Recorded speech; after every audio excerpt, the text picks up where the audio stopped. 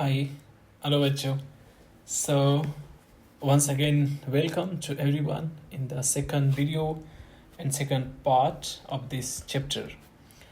तो अभी तक हम लोगों ने जो डिस्कशन किया वो इस चैप्टर में मोस्टली हम लोग आसमान के बारे में बात कर रहे हैं, स्काई के बारे में बात कर रहे हैं। और इसमें एक लड़का है कुणाल। तो स्टोरी ऐसे शुरू होती है कि कुणाल शाम में खेल रहा था और जब वो थक जाता है तो आसमान की तरफ ऐसे करके ऐसे सो जाता है और फिर देखता है आसमान में। और फिर उसके दिमाग में बहुत सारी चीज़ें चलने लगती है कि आसमान ऊपर में क्या है, कितना बड़ा है, कहाँ होगा, कितनी दूरी पे होगा, इसका जवाब कौन देगा, है ना। वो अपने नानी दादी से कहानियाँ सुन रखा था कि स्वर्ग भी है ऊपर में। तो इसको लेकर के वो अलग अलग लोगों से मिल रहा था। तो उसको लगा कि हमें उससे पूछना चाहिए जो ऊपर में रहता है, ऊपर में उड़ता है। तो वो अलग अलग पक्षियों से बात करता है कि वह ऊपर में क्या है, कितना है ना, स्वर्ग कहाँ पे है, कितना दूर है, राइट, और कैसा दिखता है। तो इसी कड़ी में हम लोग पहुँचे थे। और जो लास्ट डिस्कशन था वो था ईगल पे। ईगल को हिंदी में गरुड़ बोलते हैं, जो कि ये यहाँ पे पिक्चर में आप देख भी रहे हो, राइट। It's all right. यहाँ पे गरुड़ आपको दिख रहा होगा। इसके बाद हमने पहला वीडियो में स्टॉप किया था और आगे फिर हम लोग शुरू करेंगे, ठीक है। तो चलिए हम लोग शुरू करते हैं आगे के पार्ट, जिसमें हम लोगों को सीखना है लर्नर्स बास्केट 2, ठीक है। ये भारतीय शिक्षा बोर्ड की जो किताबें हैं ये काफ़ी इंफॉर्मेटिव है। इसमें बहुत सारे इन्फॉर्मेशन दिए गए हैं सब्जेक्ट के अलावा। जो चैप्टर है, राइट, वो चैप्टर के अलावा जो अलावा नहीं कह सकते, बट चैप्टर से रिलेटेड ही ज्ञान के बारे में भी डिस्कशन हुई है। तो मैं देख रहा था पूरे बुक में लर्नर्स बास्केट है, मतलब एक ऐसा बक्सा है, बास्केट है, जिसमें कुछ चीज़ें हैं सीखने को, ठीक।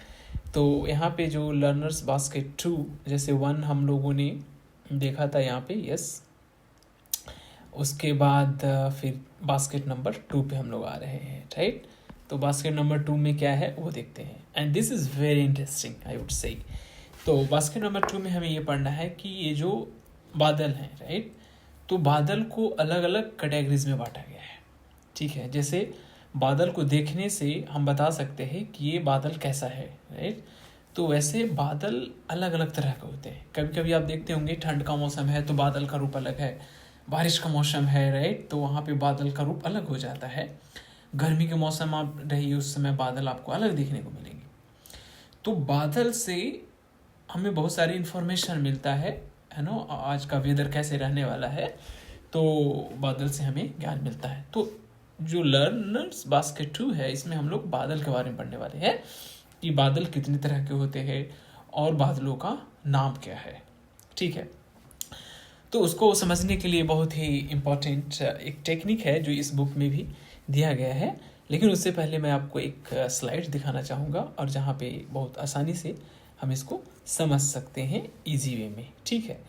तो चलिए आपको दिखाता हूँ। Yes, I hope now you can see. Yes, इस स्क्रीन पे अब आप देख पा रहे होंगे।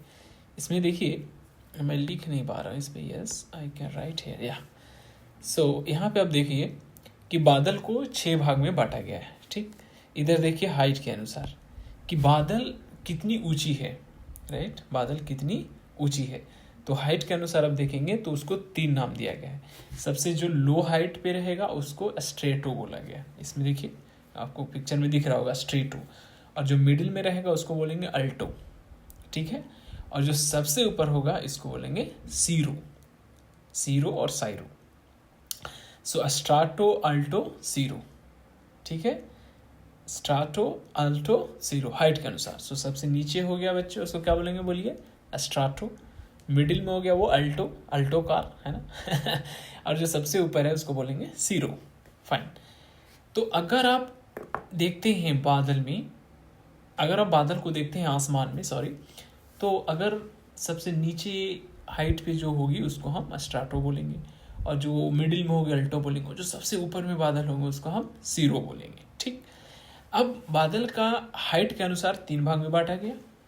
अब उसके आकार के आधार पे, है ना, कि उसका आकार कैसा है बादल का। तो कभी कभी आप बादल को देखिएगा तो वो फ्लैट रहेगा, कभी कभी आप बादल को देखेंगे तो वो ब्लैक टाइप का रहेगा, लगेगा कि बारिश होने वाला है। जब भी बारिश का मौसम होती है तो अब जो बादल है वो थोड़ा सा काला कलर में दिखाई पड़ेगा। और एक बादल जो है बिल्कुल एकदम साफ दिखेगा, वाइट, राइट, लेकिन वो फ्लैट नहीं रहेगा, वो इस तरह से गुम्बद के टाइप के रहेगा। तो इस पिक्चर से आप देख सकते हो, राइट, इसमें शेप के आधार पे भी 6 तरह से हो सकता है। तो अब इसमें क्या है, नामकरण किया गया है कि किस बादल को क्या बोलेंगे, ठीक है। तो नामकरण के लिए ये बड़ा ही इंटरेस्टिंग है।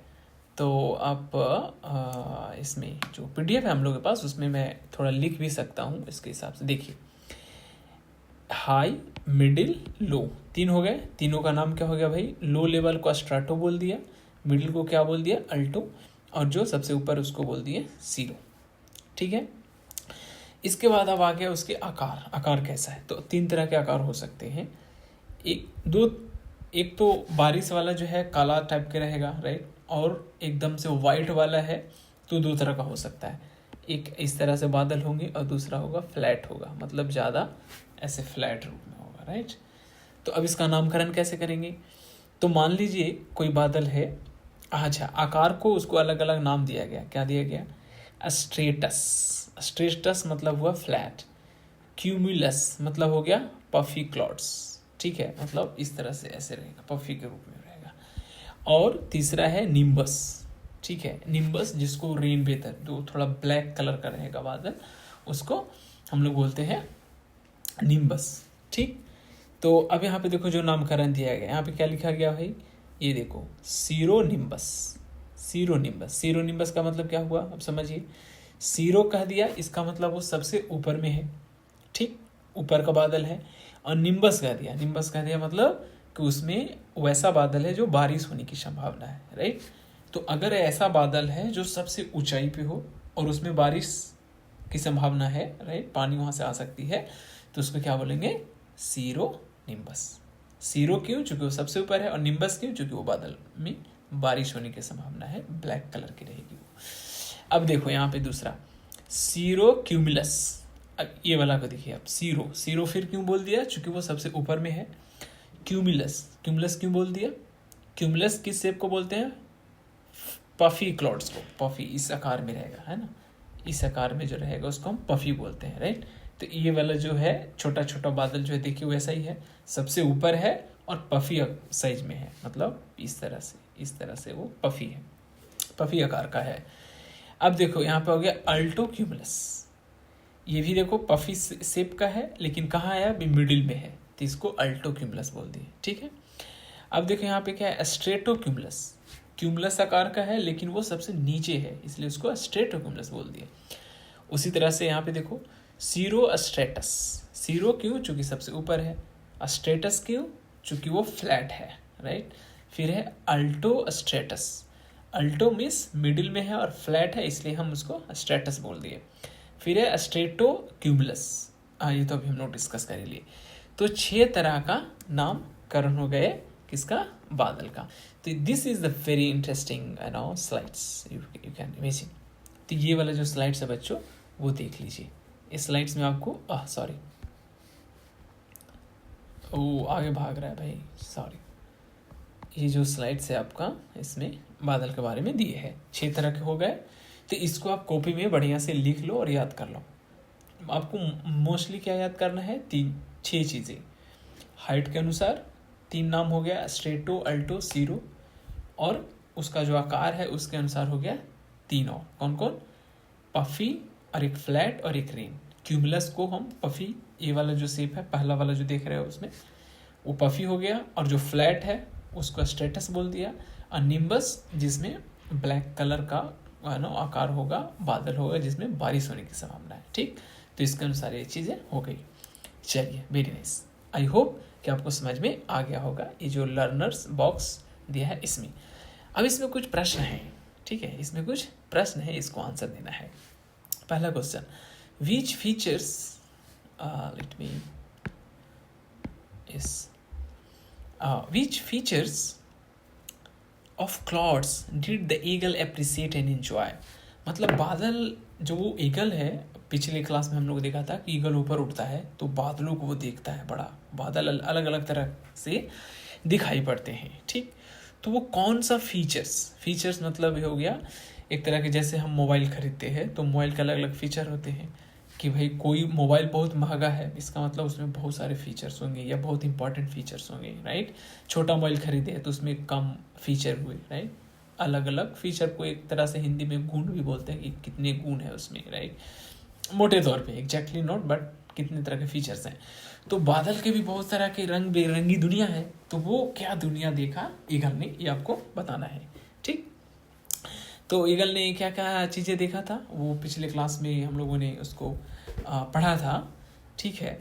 और इसका आंसर अभी एक स्लाइड्स में बना के रखा हूँ, उसमें बताऊंगा। फिर सेकंड क्वेश्चन क्या है, which other features of clouds have noticed और इंजॉय, ठीक है। तो विच फीचर्स ऑफ क्लाउड का जो फीचर था वो देखा, और उसके अलावा भी चीज़ें वो देखा। जैसे बादल तो देखा था, उसके अलावा वो आसमान, समुद्र देख रहा था, उसके बाद आसमान में जो नीला कलर का जो कलर दिखाई दे रहा था उसको देखा था वो, राइट। थर्ड क्वेश्चन है, can you guess what type of a cloud each of the following is. अच्छा, ये जो सीरो स्ट्रेटस और क्यूमुलो निम्बस, ये किस तरह के क्लाउड हैं, राइट। तो सीरो कर दिया मतलब ये सबसे ऊपर है, राइट। और उसमें आ गया स्टेटस, तो स्टेटस आ गया मतलब वो क्या हुआ, फ्लैट है, राइट। तो वैसा बादल है जो सबसे ऊपर है और फ्लैट है। So what could be answer, so answer could be this is cloud where it is on the top height and it is flat. Second is cumulo nimbus हम लोग पढ़े थे। निम्बस कौन सा आकार को बोलते हैं, जो में इसमें बारिश होने की संभावना है। और क्यूमुलो है, राइट। तो क्यूमुलो का मतलब हम लोग जानते हैं किस आकार का है, पफी कलर है ना, पफी शेप का है। और निम्बस है मतलब बारिश होने की उसमें संभावना है, राइट। सो क्यूमुलो यस, कुमुलो निम्बस तो पफी क्लाउड है और जिसमें बारिश होने की संभावना है, राइट। इसमें question, which one of this two clouds is likely to look dark. अब डार्क कौन दिखेगा, ऑफ कोर्स जिसमें बारिश होने की संभावना होगा। सो बी ऑप्शन, राइट, बी वाला, ठीक, जिसमें बारिश होने की संभावना है वो कैसे दिखेंगे, ब्लैक दिखेंगे, ठीक है। चौथा, decode other cloud names shown in the picture given above. अब वो जो पिक्चर दिया हुआ है उसमें से अलग अलग क्लाउड का नाम लिखो। तो बेसिकली क्लाउड का कितने नाम हो सकते हैं, 3 और 3 6 3 9 तरह का नाम हो सकता है, राइट, ठीक। तो वो 9 नाम आपको लिखना है। पांचवा question, does your name also have 2 parts, do you see system in the names of people around you. आप कहता है does your name also have 2 parts, मतलब तुम्हारा जो नाम है, जैसे हम लोग का नाम होता है उसका भी 2 पार्ट है। जैसे हम लोग बोलते हैं, जैसे मेरा नाम है संजीत कुमार, एक संजीत हुआ एक कुमार हुआ। जैसे यहाँ पे बादल का 2 नाम हो रहा है, एक हाइट कितना है और उसका आकार कैसा है, उसके हिसाब से उसका नाम पड़ेगा, 2 पार्ट हुआ ना। तो इसमें बोल रहा है कि क्या आपका नाम ऐसा है या फिर आपके आसपास में कैसे लोग हैं जिसके नाम का 2 पार्ट है। 6, how did the eagle feel while sharing his feelings about the sky up above the ground. अब जो ईगल है वो कैसा अनुभव करता है जब वो बादल के ऊपर वो उड़ता है, तो वो उसका अनुभव कैसा रहा, राइट। सो इसके बारे में एक मेरे पास स्लाइड्स है, I would like to share you all, right. तो इसको हम लोग देखते हैं, यस। तो देखिए, लर्नर बॉक्स का जो क्वेश्चन था 2, लर्नर बॉक्स 2 का क्वेश्चन नंबर 1 and 6, इसमें देखिए the round edge of the earth. Question number 1 और 6 में क्या पूछा गया कि जो ईगल था उसने क्या क्या फीचर्स देखा और क्या एक्सपीरियंस किया वो, राइट। तो यहाँ पे क्या है, the round edge of the earth, उसने क्या देखा, जो अर्थ है उसका जो गोलाकार जो किनारा है उसको देखा। मिराज कलर्ड फील्ड्स, मिराड देखा वो, और वो कलरफुल मतलब रंगीन फील्ड्स देखे, पूरा नीचे का जो ज़मीन था वो रंगीन दिखाई पड़ रहा था। ह्यूज क्लाउड बड़ा बड़ा बादल दिख रहा था, columns and a magnificent sea of clouds, और बादल दिख रहे थे, समुद्र दिख रहे थे, right, with snow white tufts. और देखो ये जो पिक्चर में देखना, स्नो ऐसा लग रहा है कि वो बर्फ़ है, और बर्फ़ जैसा वो एकदम पहाड़ बना हुआ है, right. Sharing this beauty gives the eagle immense Joy. और ये सब जो शेयरिंग कर रहा था तो उसको काफ़ी अच्छा लग रहा था। तो question number 1 and question number 6 का सिमिलर आंसर है, राइट, जो कि यहाँ पे आपको आंसर मिल जाएगा। तो आप इस आंसर को, किताब में भी ये सेम चीज लिखा हुआ है और इसको आप लिख भी सकते हैं, वीडियो को रोक लीजिए और उसको लिख लीजिए। Question number 1 and 6। Question number 2 जो था, राइट, कि वो और क्या क्या फीचर्स वो देखा। तो our observers also note rapid shape shifting, twilight colours, shape shifting, मतलब वो देख रहा था कि बादल का जो शेप है वो शिफ्ट कर रहा है, चेंज कर रहा है, कभी बड़ा कभी छोटा कभी पतला, है ना, वो आकार अलग अलग तरह का बदल रहा है। और twilight colours pinks and orange during the sunset, जब सनसेट होता है तो उस समय वो पिंक्स कलर देख रहा था, और भी अलग अलग नारंगी कलर का चीज़ें दिख रहा था, तो ये भी उसका अनुभव रहा। एंड वेरिंग डेंसिटीज, मतलब बादल जो है वो अपना डेंसिटी बदल रहा था। डेंसिटी को हिंदी में घनत्व बोलते हैं, मतलब कहीं पे बादल बहुत पास पास था, कहीं एकदम से टूटा हुआ है, राइट, कहीं पे बहुत ज़्यादा डेंस है, कहीं पे वो डेंस कम है, ये होगा घनत्व का मतलब। जैसे मोटे तौर पे, और उसको आप ऐसे समझ सकते हैं कि जैसे मान लीजिए एक क्लास है, राइट, और एक क्लास है, उस क्लास में 100 बच्चा है, और सेम एक क्लास है जिसमें 10 बच्चा है, तो जो 100 लोगों का जो क्लास है, 100 बच्चों का जो क्लास है, उसको कहेंगे वो ज़्यादा डेंसिटी वाला है, और जब 10 बच्चा है तो कहेंगे कि उसका डेंसिटी कम है, ठीक। और जैसे और भी चीज़ें इसमें हम समझ सकते हैं, जैसे मान लो पानी हम लोग देखते हैं, जल, राइट, और जल को जब हम पीते हैं तो वो द्रव की अवस्था में रहता है, तो उसका घनत्व तो कम रहता है, लेकिन जब उसको हम ठंडा कर देते हैं तो बर्फ बन जाता है, राइट।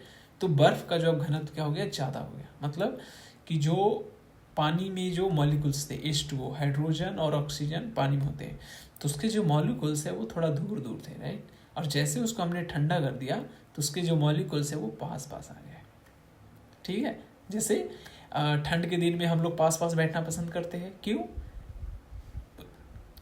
कुछ तो होता है, बात होता है ना, हमको गर्मी प्रदान होता है, तो वहाँ पे क्या डेंसिटी बढ़ गया, ठंड के दिन में पास पास आ जाते हैं तो डेंसिटी बढ़ गया। गर्मी के दिन में हम पास बैठना चाहते हैं, नहीं, थोड़ा दूर भागो भाई, दूर बैठिए, राइट, तो वहाँ पे डेंसिटी घट गई।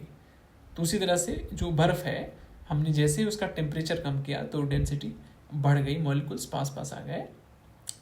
और जब आप लिक्विड में, उसको लिक्विड फॉर्म में जब वो रहता है, द्रव की अवस्था में रहता है, तो उसके जो डेंसिटी है वो कम जाती है।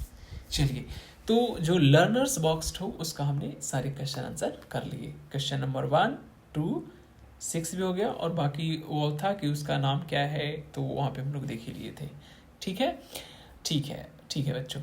अब हम लोग चलते हैं आगे, ठीक है। अब हम लोग चल रहे हैं, sorry,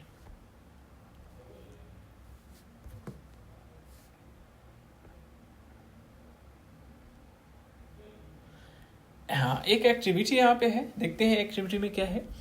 think, pair and share. Think मतलब सोचना, pair, right, pair, think, pair and share, मतलब आप सोचो, फिर पेयर में बात करो और फिर उसको शेयर करो, ठीक। तो make groups of 2 and share a wow something great.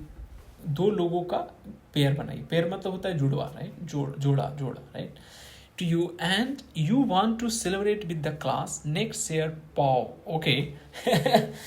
So make groups of 2 and share a wow word होता है ना, wow, जैसे कोई ऐसा चीज़ देखते हैं या सुनते हैं जो बड़ा आनंदित लगता है, या मतलब एक अलग एक्सपीरियंस फील करता है, बोलते हैं wow, जैसे हैं wow, तो वही बोल रहा है WOW, ये जो wow है उसको आप शेयर करें। Something great that happen to you and you want to celebrate with the class, मतलब आपके जीवन में या आपके कभी ऐसा हुआ होगा जो आपको लगा होगा वाह, राइट, तो वो एक्सपीरियंस ऐसा पेयर कीजिए, आपके साथ ऐसा क्या हुआ था कि उस समय आप उस चीज़ को देख कर या सुन कर, राइट, आपको लगा वाह, राइट, शेयर कीजिए। Next, share a pow, something not so great that happen to you and you want your friends to know about it, How did you feel every time after sharing wow and a paw? Okay, nice. So wow मतलब हुआ कि बहुत अच्छा अनुभव हुआ, और paw मतलब बड़ा चीज़ नहीं हुआ, ठीक है, बड़ा चीज़ नहीं हुआ। जैसे फॉर एग्जांपल, जैसे मान लीजिए आपका बर्थडे था, राइट, जन्मदिन था, और आप ऐसा सोच रहे थे कि आपको एक बड़ा गिफ्ट मिलने वाला है, बट मिला नहीं, राइट, तो पाव हो गया, राइट। उस तरह से मान लीजिए आपने बहुत अच्छा एग्जाम दिया, परीक्षा दिया, और आपको लग रहा था कि मेरा मार्क्स बहुत अच्छा आएगा, बट आया नहीं, तो आप क्या बोलेंगे? पाव, राइट। तो वो और पाव। या फिर आप ऐसा आपको लग रहा था कि आज घर जाऊंगा और मम्मी मेरी एकदम मस्त बढ़िया मेरा फेवरेट फूड बनाई होगी, भोजन बनाई होगी, तो उसको देखकर हुआ होगा, लेकिन वैसा हुआ नहीं। वहाँ गए तो मिल गया, नॉर्मल खाना मिला, कोई मतलब फेवरेट फूड नहीं था, राइट, तो उसको हम पाव बोलते। तो वाव और पाव, राइट। चलिए, तो ये आप लोग दोस्तों के बीच में बात कीजिए और शेयर कीजिए। आगे बढ़ते हैं, इसमें इस पेज में क्या है। सो एनदर डे, कुणाल का जो पहला दिन का स्टोरी था वो हम लोग सीखे थे। दूसरा दिन क्या? एनदर डे मतलब दूसरा दिन, एनदर मतलब दूसरा, और डे मतलब दिन, दूसरा दिन। दूसरे दिन आई सा, मैंने देखा, a huge sea from up there, is huge sea from up there मतलब जो ईगल है वो आसमान में जब वो उड़ रहा था तो वहाँ से बड़ा सा समुद्र को देखा। Water and just water everywhere, पानी और केवल पानी। वाटर को हिंदी में पानी बोलते हैं, जल बोलते हैं। जस्ट वाटर, जस्ट केवल पानी ही पानी, मतलब समुद्र के ऊपर से जब ईगल उड़ रहा था तो वो देखा कि भाई पानी ही पानी है हर जगह। एवरीवेयर, एवरीवेयर मतलब हर जगह। Blue ocean meeting the blue sky, जो ओशियन है, समुद्र है, वो ब्लू है, और मीटिंग द ब्लू स्काई, समुद्र ब्लू है और आसमान भी ब्लू है। ऐसा लग रहा है कि दोनों मिल रहा है। मतलब समुद्र को आप जब देखोगे, हम लोग भी जब आप समुद्र के किनारे जाइए देखिएगा तो समुद्र काफ़ी दूर तक, और ऐसा लगेगा कि लास्ट में जाकर वो आसमान से मिल गया है, कनेक्ट हो गया है। जैसे इस पिक्चर में भी आप देख सकते हो, ये पानी है और ये आसमान है, राइट। तो ऐसा लग रहा है ना कि पानी यहाँ पे है और ये आसमान है, दोनों यहाँ पे मिल चुका है, right. Okay, so sky and the drenching my self completely in the blue beauty around, और जो ईगल है बोलता है कि आई फेल्ट, मैं फील किया ऐसा, right, I felt like swooping down in the blue ocean and rising again in the blue sky and drenching myself completely in the blue beauty around। मतलब उसको लग रहा है जैसे देखो समुद्र है नीचे, क्या है वो ब्लू कलर का, और आसमान भी ब्लू है, और बीच में ईगल है। तो ईगल को ऐसा लग रहा है कि भाई मैं ब्लू ही ब्लू है, राइट, मतलब ब्लू के ऊपर उड़ रहा हूँ और ब्लू में ही मतलब पूरा ड्रेंच कर रहा हूँ, घूम रहा हूँ, राइट। तो दिस इज वेरी इंटरेस्टिंग। तो ये अपना एक्सपीरियंस बता रहा है ईगल। बट ईगल काका, कुणाल प्रश्न करता है, बट ईगल काका why do the sky and the sea look blue from up there, वहाँ से वो ब्लू क्यों दिखता है, लाल क्यों नहीं दिखता, काला क्यों नहीं दिखता, वाइट क्यों नहीं दिखता, लाल क्यों नहीं दिखता, है ना, ब्लू ही क्यों दिखता है, नीला ही क्यों दिखता है, आसमान भी और समुद्र भी। From here the sky looks dull and water has no colour. और वो बोल रहा है कि भाई जब मैदान पे हम लोग होते हैं तो वहाँ से आसमान को जब देखोगे तो ब्लू नहीं दिखाई देता, ठीक है, थोड़ा डल कलर में भी दिखाई देता है, थोड़ा ब्लू भी होता है, बट थोड़ा मतलब एकदम कम्प्लीटली ब्लू नहीं दिखाई देता, थोड़ा सा धुंधला धुंधला दिखाई पड़ता है। और जो वाटर है, पानी में, पानी को आप देखो उसका कोई कलर ही नहीं होता, समझ रहे हैं, पानी का कोई कलर नहीं होता, लेकिन आपको वहाँ से समुद्र ब्लू क्यों दिखाई दे रहा था, जबकि पानी का तो कोई रंग नहीं होता। अब माई एल्डर सेड, अब eagle, my elder said it is because the air is much cleaner at those Heights. अब ईगल आंसर कर रहा है कि मेरे जो एल्डर्स हैं, हमारे जो बड़े हैं, वो ये कहते हैं कि it is because the air is much cleaner at those Heights, जो आसमान है पूरा ब्लू इसलिए दिखाई पड़ रहा है कि जब हम उस ऊंचाई पे जाते हैं तो वहाँ से जो हवाएं हैं वो एकदम साफ है, तो आसमान हमको ब्लू दिखाई पड़ता है। लेकिन जब ज़मीन से हम देखते हैं तो ज़मीन पे क्या है, ज़मीन के ऊपर धूल है, तो वो धूल के कारण हम आसमान को अच्छे से नहीं देख पाते, ठीक है। The smoke from the vehicles does not reach there but find, अब जो व्हीकल्स चल रहे हैं उसके जो धुआं निकलते हैं, चिमनी से जो धुआं निकल रहा है वो आसमान में नहीं पहुंच पाता है, वो जो ज़मीन है ना, ज़मीन के थोड़ी ऊंचाई पे रहता है, और हम भी ज़मीन से देखते हैं तो हमको डल दिखाई पड़ता है, धुंधला दिखाई पड़ता है। But find this out from your books too, don't ask me everything. और बोल रहा है कि तुम अपने किताबों में ढूंढो, हमसे सब कुछ मत पूछो कि क्यों ब्लू दिखाई पड़ रहा है। Okay please don't get annoyed. Okay don't get annoyed. Annoyed का मतलब क्या हुआ बच्चों? नाराज होना। ओके आप नाराज मत हो कृपया। How high above the clouds can you fly? कितना ऊंचा जो है ना, आप उड़ सकते हो। High above the clouds can you fly, जो बादल है उसके कितने ऊपर तक आप उड़ सकते हो। Have you ever flow to the end of the sky? क्या आपने जो आसमान के सबसे जो अंतिम ऊंचाई होगा, क्या आप वहाँ तक कभी उड़े हैं? May be the heaven is beyond the sky. हो सकता है कि जो हेवन है, हेवन मतलब हिंदी में स्वर्ग उसको बोलते हैं, जो हेवन है वो उधर होगा, एकदम आसमान के एकदम किनारे वाला चीज जगह पे। उससे हेवन जो बियॉन्ड द स्काई मतलब आसमान से भी ऊपर। The eagle was not in mood to answer any more question. अब जो ईगल है वो एनॉय हो चुका था, उसको अब आंसर करने में मजा नहीं आ रहा था। ठीक है, उसका मूड खराब हो गया। Ask my friend Ruppell the vulture, he will be visiting here tomorrow. अब हो रहा है कि भाई मुझे जो पता था वो बता दिया। मेरा जो एक दोस्त है रुपेल, रुपेल नाम है और वो वल्चर है, गीत है। तो ये ईगल था, ईगल काका, राइट। अब जो है वो आंसर अब नहीं कर रहा, बोल रहा है कि मेरा दोस्त रुपेल है जिसका नाम, और उसको वल्चर गीत को बोला गया है, वो कल यहाँ पे आ रहा है, उससे तुम मिल करके बात करना कि भाई बादल के कितना ऊपर तक आसमान है, स्वर्ग कहाँ है, राइट, वो बताएगा चूंकि वो हमसे ऊपर उड़ता है। ठीक है बच्चों, चलिए अब आ गया लर्नर्स बास्केट 3। ठीक, अब यहाँ पे लर्नर्स बास्केट 3 में 3 चीज़ें हैं, ABC, और उसमें 2 क्वेश्चंस हैं। There is an envelope of air around the earth. This envelope is called the atmosphere. The atmosphere extends all around the earth, most of it's being contained in starting from its surface, a height above 800 kilometer. अभी बोल रहा है कि atmosphere एक चीज़ है, जैसे पृथ्वी गोल है, राइट। तो ये जो पृथ्वी गोल है, let me explain with something which might be wrong. Okay, so ये मान लो पृथ्वी गोल इस तरह से है, तो इसके ऊपर चारों तरफ एक वातावरण है, राइट। एटमोसफियर जिसको इंग्लिश में बोलते हैं, एटमोसफियर है, ठीक। इन्वेलप है मतलब उसके ऊपर से कवर है। इन्वेलप आप समझते हैं ना, लिफाफा, जिसमें मान लो लिफाफा आप शादी में जाते हो, राइट, लिफाफा देते हैं ना, तो उसमें पैसा डालते हैं। तो क्या एक्चुअल में कर रहा है कि पैसा को चारों तरफ से कवर कर रखा है। तो उसी तरह से ये जो हमारा पृथ्वी है उसके चारों तरफ से कवर कर रखा है, ठीक, उसको हम एटमोसफियर बोलते हैं। ठीक है, और ए हाइट ऑफ अबाउट 100 किलोमीटर, ये लगभग 100 किलोमीटर तक एक एटमोसफियर है, 100 किलोमीटर। ठीक, दूरी को या ऊंचाई को हम किलोमीटर मीटर में मापते हैं। तो अब एक यहाँ पे एक इंपॉर्टेंट चीज़ है बच्चों, आपको याद रखना है कि पृथ्वी है, पृथ्वी के चारों तरफ एक एटमॉस्फेयर है जो कि 100 किलोमीटर तक का है। ठीक, दूसरी चीज़ द एटमॉस्फेयर। अब एटमॉस्फेयर में है क्या? द एटमॉस्फेयर कंटेन मतलब उसमें जो है contains very fine particles and tiny liquid droplets which float in the sky, they are collectively called aerosols. Aerosols मतलब ये जो एटमॉस्फेयर है, राइट, उसमें छोटे छोटे पार्टिकल्स हैं, छोटे छोटे वाटर ड्रॉपलेट्स हैं, बूंद है, पानी की बूंदें हैं, ठीक, और उसका मिश्रण है पूरा, और उसको हम बोलते हैं एरोसोल्स।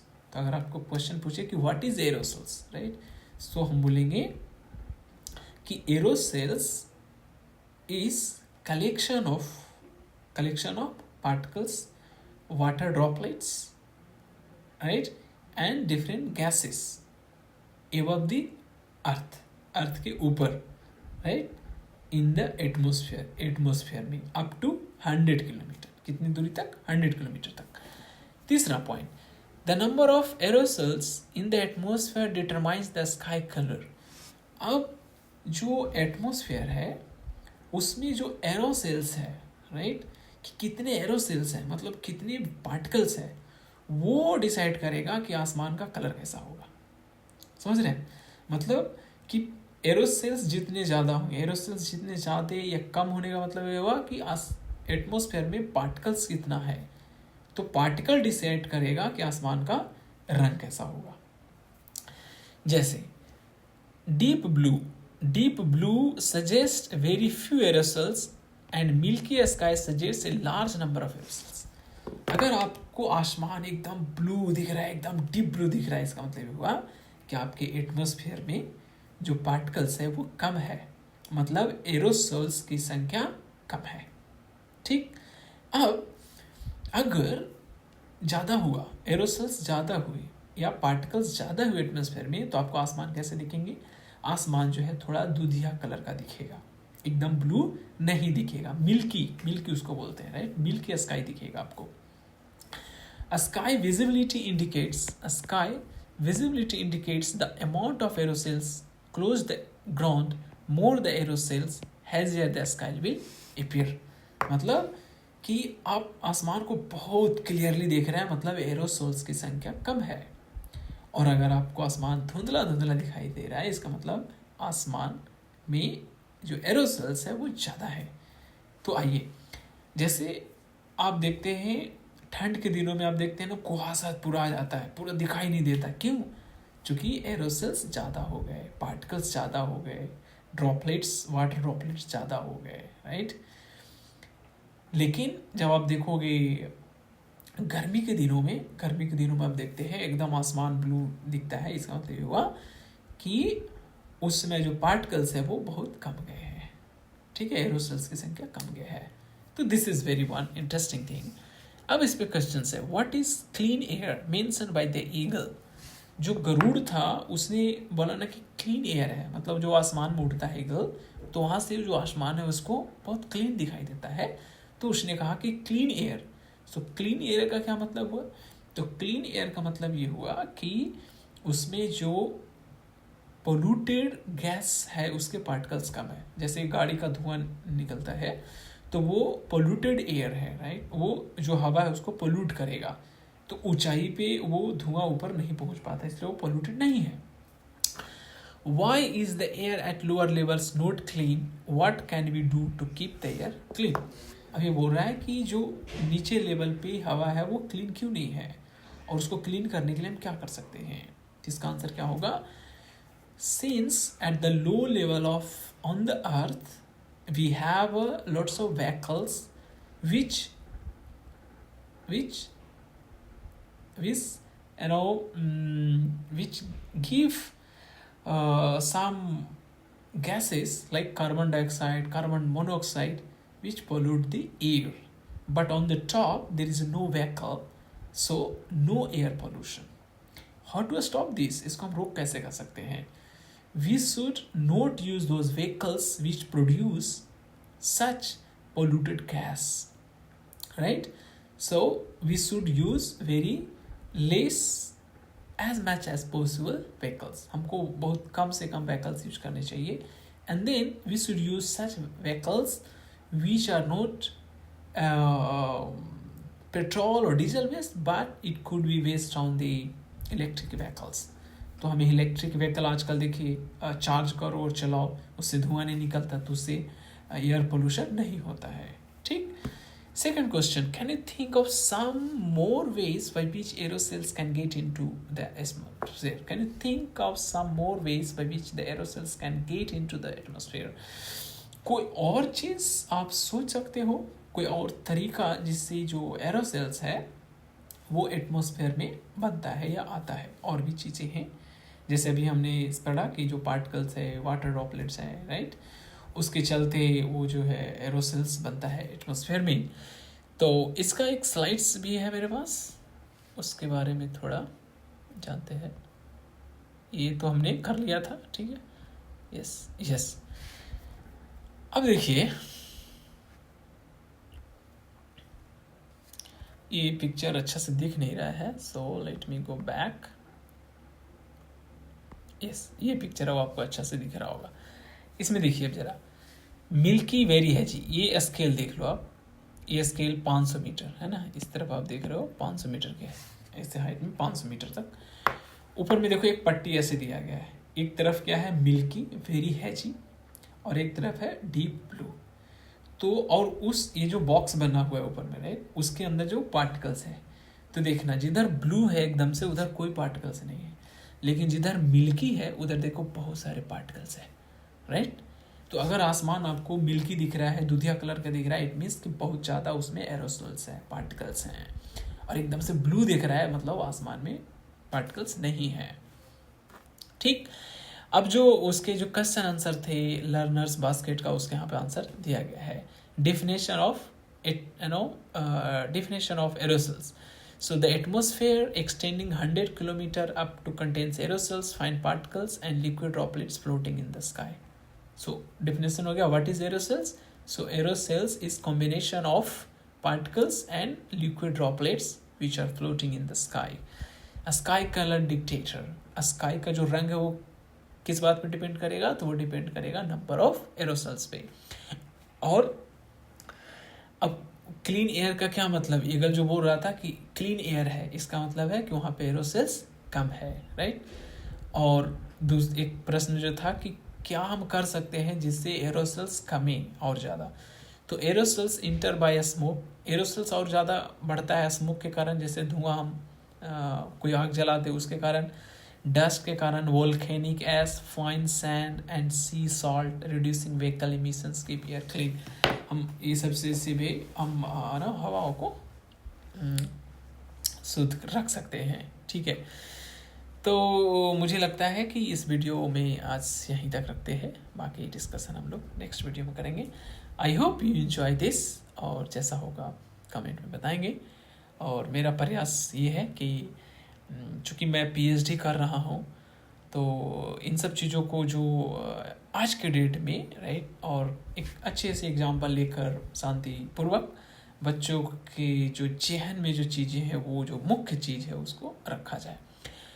मैं हिंदी भाषा में इन सब चीज़ों को रख रहा हूँ, वो इसलिए कि भारत में मैक्सिमम हिंदी में लोग चीज़ों को ज़्यादा समझते हैं, जिनका मातृभाषा हिंदी है। हाँ, जिनका तमिल है वगैरह है ना, उनके लिए मैं इंग्लिश में बोल सकता हूँ, लेकिन अभी मेरा प्रायोरिटी हिंदी से रिलेटेड कंटेंट बनाऊँ, चूँकि I feel comfortable in Hindi. Okay, so let's stop this discussion here. Let's meet in the next video. See you.